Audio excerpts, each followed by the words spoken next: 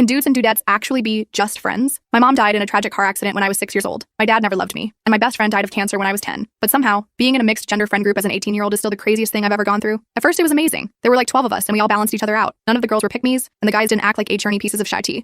But then when we all went on a group holiday, everything fell apart. You see, one of our friends, Charles, decided to invite Hugo, because at the time, Hugo's only friends were people who he considered losers, so he wanted to level up. I already had a really bad impression of him, because he was the ex-boyfriend of my ex-best friend, and she told me multiple stories about how he had cheated on her. I also knew several girls who said he had effed them over. Nothing particularly awful, he just had a reputation of trying to kiss every girl he saw, then brag to his loser friends that he had been the one to reject them. Honestly, he was just extremely cringe. But Charles really wanted to invite him because they had been friends for years and he wanted to put him on. Well, we figured the more the merrier. Our first day in Paris is still one of my favorite memories. I got to see my all-time favorite paintings in the Louvre, and we all ate beautiful pasta with white wine by the glimmering Eiffel Tower. Literally the dream, like, ugh, I want to go back. Anyway, the next day was amazing too, but then came nighttime. We all wanted to go to this club that had a literal fish tank inside of it. And to save money, we all drank beforehand. Legal drinking age in France is 16. That's when I learned just how R-worded Charles really is. He insisted on taking one of our friends, Ella, on one of the rent scooters. And Ella agreed, which I thought was a little strange considering she had a boyfriend. But who am I to judge? So when me and the rest of the group got there, we headed inside. The only reason we got in was because there was just one boy and 2 girls. Good ratio. It was so beautiful. And me and my friend Daisy popped our French kitty cat. Like we ate down. After just 20 minutes, Hugo came running up to us. Ugh, guys, Ella fell off the scooter and she's over-exaggerating the pain. So they're not getting in. I rolled my eyes and we asked Hugo if we should go check on them. Nah, it's chill, let's just stay here, he said. So we simply took his word for it. The rest of the night was amazing until it was time to go home. I myself had so much fun, and I was so drunk that I couldn't stop talking about how fun it was. But when we saw Charles again, he was angry. Like really angry. Except no one would tell us why. I remember sitting on my bed beside the balcony, listening to Charles and Hugo talk shit about me, saying how selfish I was. And Daisy must have heard me crying in the bathroom because she came in and comforted me. She told me I wasn't selfish, and that I was the nicest girl she'd ever met. Little did I know, things were about to get extremely messy. The next day, Charles and Hugo were straight up ignoring me and Daisy,